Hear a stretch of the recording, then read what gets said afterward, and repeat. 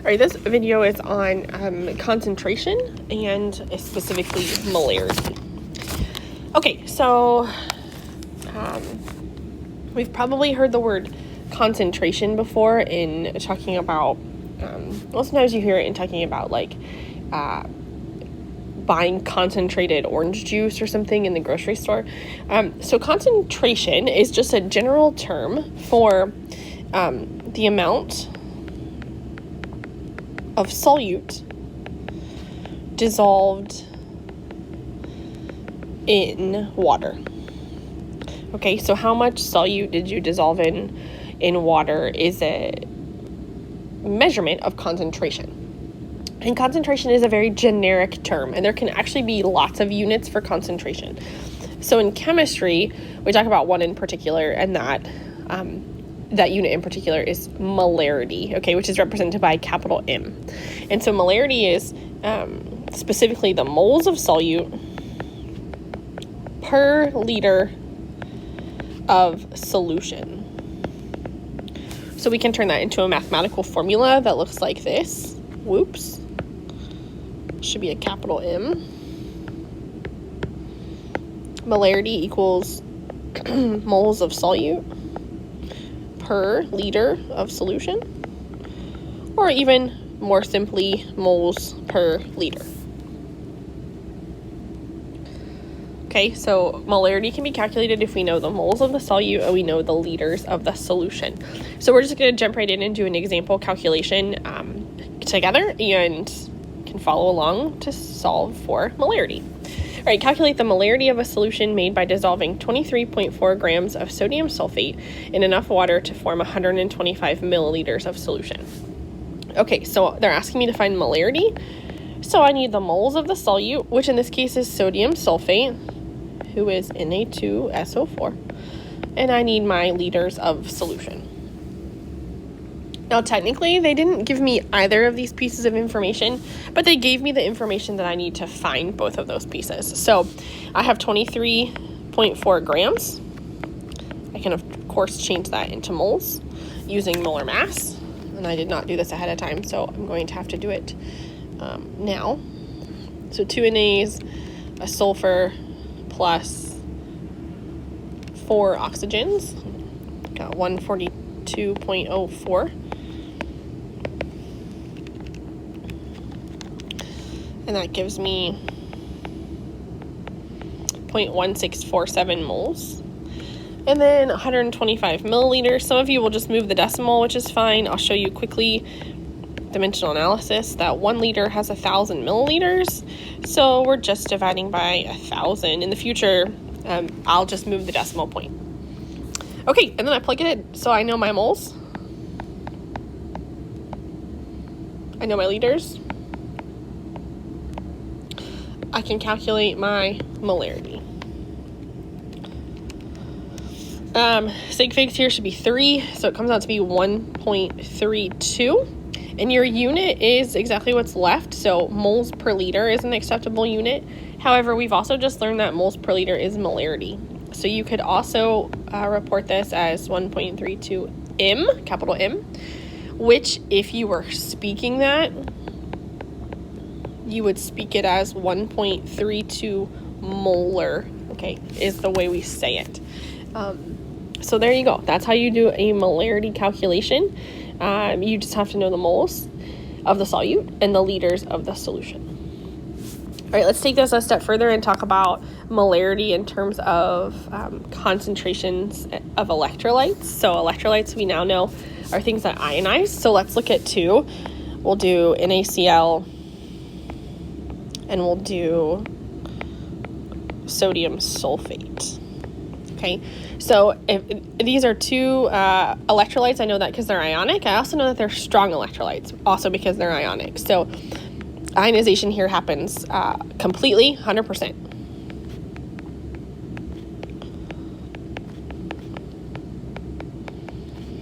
Of course, I have 2 sodiums.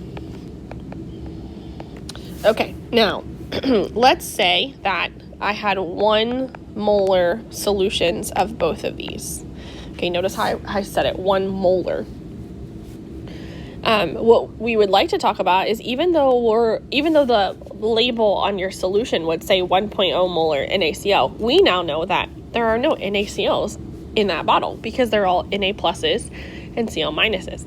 So it's helpful for us to express the concentration of each ion, which goes back to kind of stoic and sequences. So if my NaCl is 1 molar and it ionizes 100% of the time, then my ratio is 1 to 1 to 1 in my equation. So these are also going to be 1 molar concentrations of each ion. Okay, I can do the same thing in the second one, except if this is 1 molar, then this is not going to be 1 molar. It's going to be twice as big because of the 2, but this would be 1 molar. Okay. So a question that we could talk about here is which of these two solutions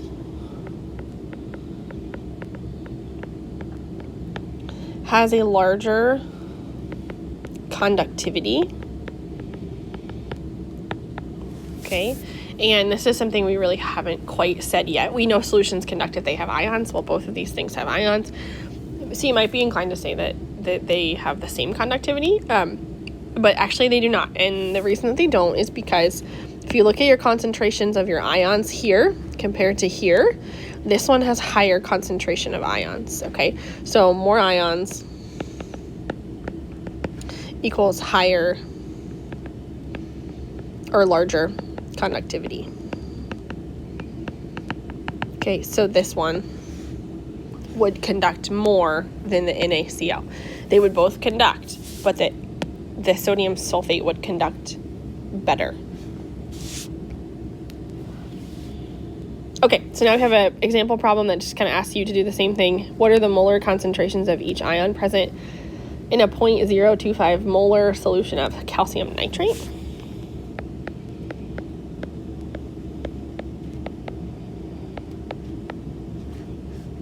So I think about my ions.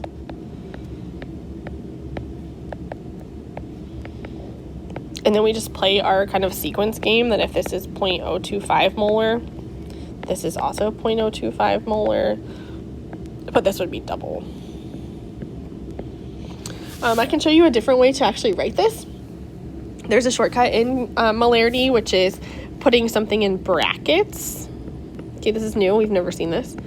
And brackets mean molarity. Okay, so I could say the concentration of Ca plus 2, and I know it's concentration or molarity because of the brackets, and then put my answer. And I can do the same thing for the nitrate. And you'll see me do that in class, so it's worth knowing what that means. Okay, so we know we have this molarity formula, and so far we've only used it to solve for molarity, but just like any other formula, if I know 2 of these pieces, I can find the third piece. So 2 problems here where we're going to find something other than molarity and do a little bit of algebra. So problem 1 says calculate the moles of nitric acid in a 2-liter sample of 0.2 molar nitric acid. So in this case, I'm not looking for molarity, I'm looking for moles. So I went to algebraically rearrange this formula for moles, multiply both sides by liters, right, and I get a new formula that says moles are equal to liters times molarity. From here, all I have to do is plug my numbers in, making sure that my units work out. So I have a 2-liter sample, and my molarity is 0.2 molar. So 2 times 0.2 is 0.4. Technically, sig figs here should be 2, so I need a 0. And then watch your units here because it looks kind of strange, like liters times big M, and you might be like, what is that? Well, remember that big M is really moles per liter, so my liters cancel, leaving me with moles. Okay, so there's my answer for the first one. Same idea in the second one, except this time we're calculating a volume. So in this formula, that would be liters, right? So I want to get liters by itself. So again, multiply both sides by L. We have this as my formula now. I want L by itself, divide by M. So L equals moles over molarity. And again, I can plug it in. So moles, 2 moles. Molarity was 0.30. 2 sig figs in my answer comes out to be 6.7. And again, watch your units. Molarity is moles per liter. Moles cancel, leaving us with liters. Okay, and there's my answer for practice number 2. All right, my advice, pause this video, try these last 3 practice on your own, and then unpause this video and check your answers. I'll, of course, explain it, so if you just want to zoom to the end and see your answers, that's fine. All right, so practice 1, how many grams of sodium sulfate are required to make a 0.35 liter solution with a molarity of 0.5? Well, grams is nowhere in this formula, but that's okay because I know that if I can find moles, then I can find grams. Sodium sulfate we saw earlier, Na2SO4. Okay, so I'm going to need to solve this thing for moles. Again, multiply by L on both sides, so moles equal molarity times liters. My molarity is 0.5. My volume is 0.35 liters. Again, your liters would cross out, leaving you with moles. You end up with 0.175 moles, but that's not my answer because I'm not done. It asked me for grams, so I need to do a molar mass for sodium sulfate. 142.04.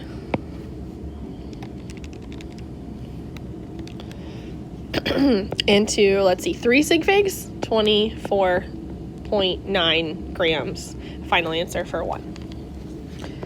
2, same kind of question. How many grams of, again, sodium sulfate are there in a 15 milliliter sample of 0.5 molar solution? So I know I'm looking for moles.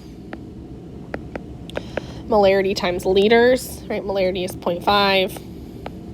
Be careful because it's liters that have to go into this problem, not milliliters. So change it. Again, liters will drop out, leaving you with moles. We get 0.0075 moles. And same compound as before, same molar mass. Change that into grams.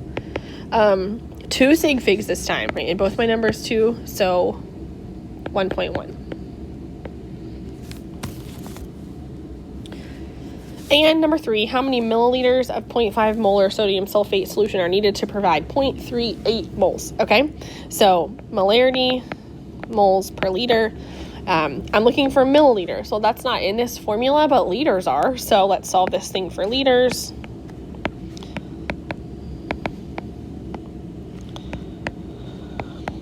And we end up with liters is moles over molarity.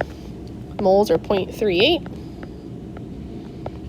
Molarity is 0.50. Again, if you can't see it, molarity, moles per liter, moles drop out. And this is the kicker, leaving you with liters. Oops, did I drop a 0? Hold on one second. I think I copied this problem wrong. Yeah, this was 0.038. So sorry. So this should be 0.038. Okay, so my answer comes out to be 0.076 liters. That's not your final answer. The question asks you for milliliters, so read carefully. And so you'll have to multiply by 1,000. Move the decimal point if you prefer, and your answer, 76 milliliters. All right, so that's your intro to concentration, specifically in the unit of molarity, how to calculate molarity, and also how to calculate moles and volume if you were given other information.